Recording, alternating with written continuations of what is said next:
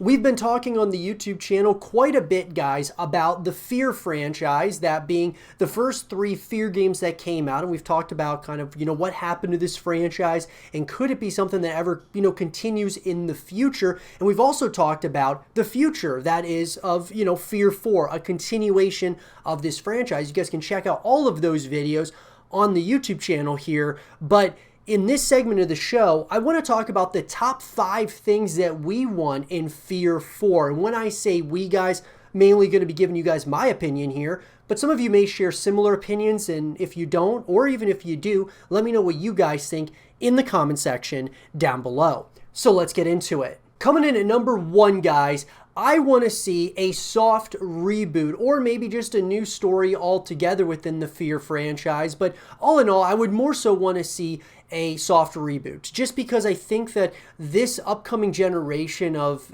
consoles coming out and such, I think that it could do really well being a soft reboot. And I think people who aren't accustomed to the Fear franchise can get kind of accustomed within a soft reboot type style in Fear 4. And I think it would get people kind of to try it out, see what it's all about. Even if you didn't necessarily call it Fear 4, you called it something like, Fear Rebirth or something along those lines. I think that you would get people to come and check it out. And I think a backwards compatibility, full-blown remasters of the first, original 3 games, those are all considerations. But I would also say that having a soft reboot of this franchise may be the best direction moving forward, because it would be basically, there's already a foundation that's been laid within the first 3 Fear games. And so I think if you just kind of take some of those things that worked in the past, you can kind of, start putting those things together in a Fear 4 and just, pretty much label it as a soft reboot,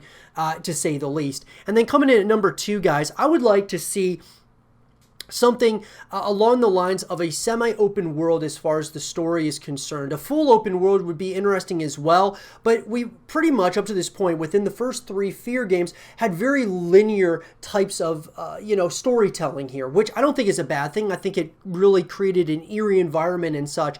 But I think even with horror games, sometimes having semi-open world, formulas is something that's really, smart to potentially do. And I think we're going to start seeing it more and more in the horror genre of video games. That being said, I would like to see at least a semi-open world here, just more exploration, so we can kind of really figure out and kind of learn more about the Fear universe as a whole. And I think that would be something that would be really important moving forward. Even a full open world would be really interesting, but I think that you kind of walk, until you run, right? Or you kind of crawl before you walk before you run, so on and so forth. So I think if they just at least dab their feet kind of in the open world setting, starting with the semi-open world, I think that's something that would be really cool for this franchise. Coming in at number 3, guys, I want to see a return of Fear Online. So guys, Fear Online was one of those online matchmaking modes that they brought to the Fear universe. And what I will say about it is that I think it was a really great concept, great idea, but it just wasn't executed really well. I want to see a return, though, to this, where it's accessible to everyone.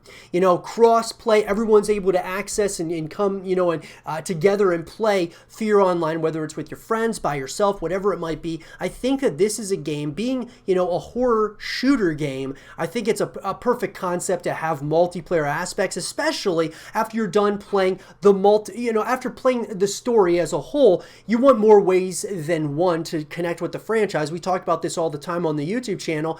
Being able to have multiplayer experiences afterwards that you can play with your friends and such, I think would be a really good idea. So bring back Fear Online, but this time make it accessible to everyone. Make it really easy to, create an account, or just have it so that, whether it's on consoles, wherever it is, you're able just to play directly from the interface. And then coming in at number 4, guys, for me is having co-op modes. This kind of goes hand in hand with Fear Online, but having modes in which you can play co-op together, whether that's the story, whether that's multiplayer, or even some co-op specific modes and missions and such. I think of, games like Gears of War that have Horde mode, which is essentially where you and your friends, or by yourself, or play with players online, you can go up against waves and waves of enemies. And I think something like that here in the Fear franchise would be really cool. Maybe as the waves go, you're getting new abilities and things things of that nature. That would be a really interesting concept. You play it with your friends and such. So I think there needs to be emphasis on co-op. More and more of these horror games that are coming out, guys, are putting emphasis on co-op. Look at Rainbow Six Quarantine, as well as the Outlast trials.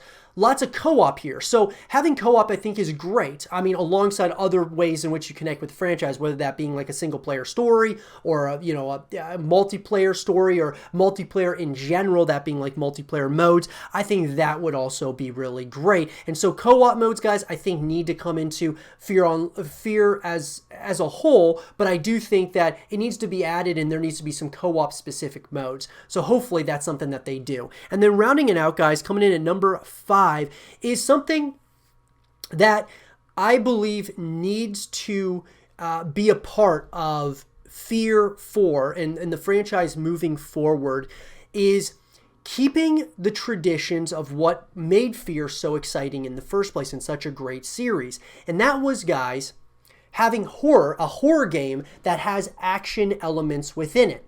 See, what happened, guys, with Fear, in my opinion, was it was a horror game that had those action elements, but then as the series progressed, it turned into an action game that had horror elements. And so this is what happened to the Dead Space franchise. This happened to Fear. This has happened to a number of other horror games out there.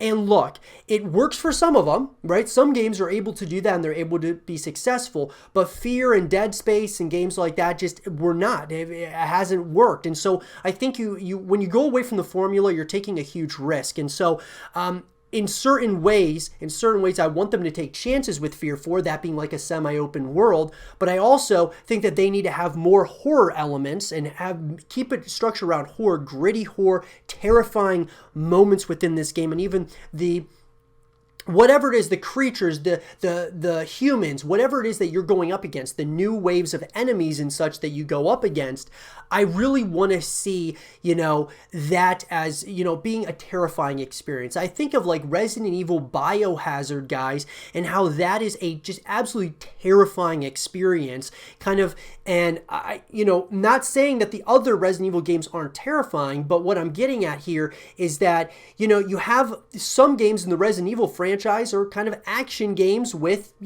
horror elements. And then you have a game that's a horror game with action elements to it, and you kind of see the difference. And so for me, I just want to see Fear go back to being a horror game with action elements in it. And along with that, guys, I would love to have other, new environments, new enemies, new characters, even though I would like to see some existing characters as well as some existing enemies. But I think that you change things, but you don't necessarily go away from the core gameplay, the core mechanics of the game as a whole, and what made the game and the series so great in the first place. And then lastly, guys, this is more of something that I didn't want to put in my top 5, but just a question that I want to kind of propose to all of you is, could Fear 4 go free to play? That would be something I think would be kind of interesting to see if this is a way that they kind of reboot this franchise, but with this idea of making it a free-to-play concept and having microtransactions within the game and such, that kind of justifies them going free-to-play, and people from the multiplayer modes and, co-op modes and such will, be able to connect with this franchise, but I think it could actually help build the franchise as a whole. I don't know how it would go being a horror game and doing this. It's hard to say, but that's why I didn't put it in my top 5, but it's kind of more of a question. Would it be a good free-to-play game? Let me know, though, guys. What are your top 5 things that you want to see in Fear 4? Let me know in the comment section below. And for more Fear 4 content and videos, stay here with Zero TV.